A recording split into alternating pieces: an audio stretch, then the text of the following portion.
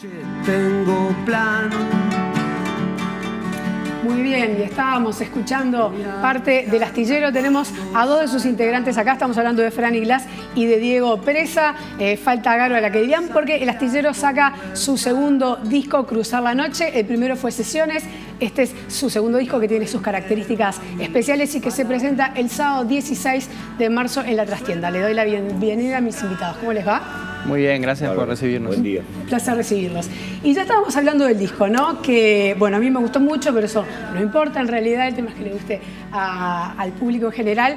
Tiene de diferente para arrancar con el anterior, que en el anterior ustedes hacían canciones de cada uno de ustedes, con versiones, obviamente, con las diferencias que hace un trío al proyecto solista. Acá todas las canciones fueron compuestas para este disco, ¿no? Cuenten un poco. Sí, cuando terminamos nuestro primer disco, que como bien decías, en el cual cada uno trajo sus canciones ya previamente editadas en los demás proyectos, nos parecía que un siguiente paso tenía que ser componer entre los tres un repertorio original del Astillero, no seguir trayendo cada uno su canción, sino atravesar el desafío de nosotros somos tres autores que generalmente componemos solos, y bueno, de meternos a trabajar juntos y generar una voz propia del Astillero más allá de nuestras tres voces, digamos. Entonces eso es el resultado de ese trabajo es Cruzar la Noche.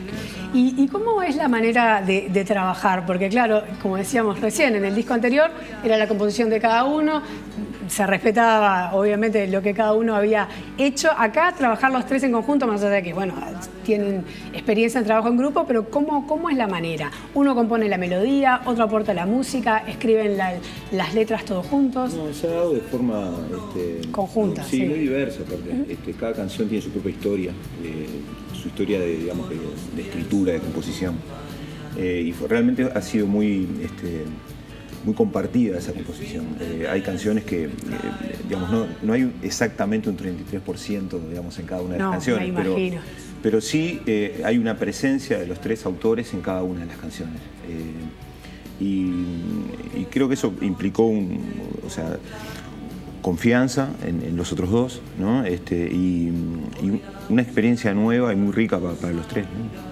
Tiene una confianza que además, más allá de que puedan ser amigos, a lo largo de todas las veces que se han presentado con sesiones, me imagino que se fue afianzando, ¿no? Como para lograr esa confianza. Absolutamente, sí. Ahora, de todas maneras, cuando ves, y bueno, uno no sabe, y acá no se trata de decantar qué porcentaje o qué aportó cada uno, pero uno que más o menos conoce los proyectos solistas de los tres, uno escucha las canciones y dice, esta debe ser más de Franny Glass o esta debe ser más, y en realidad capaz que es una percepción de uno. Sí, puede ser.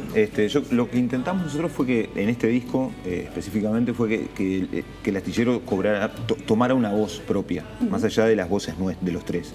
Una sensibilidad, una manera de interpretar, de decir, propia del Astillero, del trío. ¿Y qué características ustedes podrían describir de esa manera de comunicar que tiene el Astillero en este disco? Y yo creo que es difícil definirla, y fue muy difícil encontrarla también, porque quizá ya con las tres guitarras y con un proyecto que tiene tres cantantes principales, ya de alguna manera podemos hablar de cierta forma, ¿no? Que se fue definiendo ya desde nuestro primer disco. Pero estuvimos muchos meses trabajando y con aciertos y desaciertos, hasta que en un momento que yo creo que fue en enero del año pasado, cuando estábamos trabajando en este disco nuevo, que realmente empezamos a ver que había como una cuarta presencia más allá de nosotros tres en nuestro lugar de trabajo y con las canciones que teníamos entre manos. Y ahí nos empezamos a dar cuenta de que sí, que había una voz, de que es difícil de definirla, ¿no? en una frase, pero que sí, nosotros nos dimos cuenta que había un disco ahí, más allá de la cantidad de canciones, sino más bien como un tono que habíamos encontrado, que se repetía en distintas composiciones, y fue, bueno, seguir el camino que más o menos veíamos que ahí estaba, que ahí se podía vislumbrar, ¿no? Y si tuvieran que hablar de un hilo conductor, ¿cuál sería? No es un disco conceptual en el sentido de que se haya trabajado sobre una idea, digamos, ¿no? Sino más bien como que hay distintos tópicos o temas que atraviesan la estructura del disco. Cuenten un poco ahí va de esos temas que buscaron. Yo creo que es es un disco que habla de, bueno, obviamente de las vivencias, de las relaciones, cosas más micro, más personales, pero también tiene un tono, si se quiere, político. O sea, hay una mirada sobre nuestro entorno. Sí, la sociedad, de una manera. Montevideo en las primeras décadas del siglo XXI. Por lo menos existió la intención, porque sucedió, de poder hablar de nuestro entorno, de lo que nos sucede como sociedad, como grupo social. Desde la mirada, claro, de siempre con nuestras armas, ¿no? Por supuesto. Desde nuestras armas siempre hay una subjetividad sí. a la hora de componer y eso es lógico. Suena rara la pregunta, ¿no? Pero ¿cómo se reparten las canciones, ¿no? ¿Cómo deciden quién canta cuál y cómo participa el resto? Bien, bueno, durante todo este trabajo de composición del disco hubo un trabajo muy minucioso sobre cada aspecto, sobre cada arreglo de guitarra, o sea, siempre tenían que sonar 3 guitarras en las canciones, no más, no hubo sobregrabaciones, siempre tenían que estar nuestras 3 voces.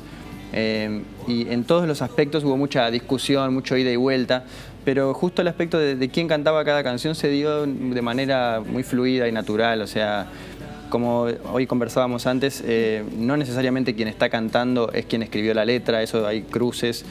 Y desde un principio, salvo alguna canción que uno la cantó la primera vez y después ya la cantó otro, como que ya siguieron por esos carriles las canciones y ya era imposible imaginarse al otro cantándolas, digamos.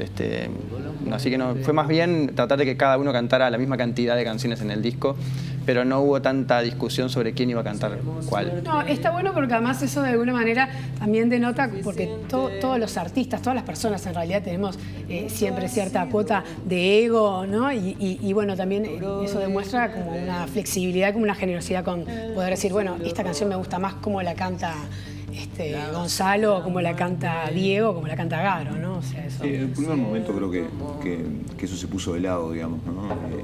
Ese aspecto del ego personal. Fue lo que primó, si no se podía de todas maneras sacar un disco. Es inviable un proyecto de 3 autores, intérpretes, así que tienen sus propios caminos. Claro, peleándose por... Claro, si no hay una parte que se cede a los otros, con gusto aparte. Bien. ¿Cómo va a ser este sábado 16 en la trastienda? Obviamente van a cantar todas las canciones del disco, me decían. Bueno, sí, bueno, va a ser en orden, van a agregar otras canciones. Sí, es una ocasión especial por ser como la presentación oficial en Montevideo, entonces se piensa de una manera distinta. Si bien ya el grueso del repertorio lo venimos tocando hace unos 6 meses, entonces las canciones ya tienen como un trajín así, ya vienen mostrándose mucho en vivo y ya las tenemos, ya están como a la altura del repertorio viejo en cuanto a la ejecución y la interpretación. Es la primera vez que vamos a tocar todo el disco entero, entonces estamos preparando las canciones que de repente no se han estrenado en vivo todavía. Y pensando, en un orden o en una manera en que ordenar el repertorio como para tener el disco entero y tener también las canciones de sesiones que también vamos a tocar, canciones del disco anterior, pero ya es un espectáculo como más integral también pensado desde la escenografía, la iluminación, entonces estamos como preparándolo en todos esos aspectos.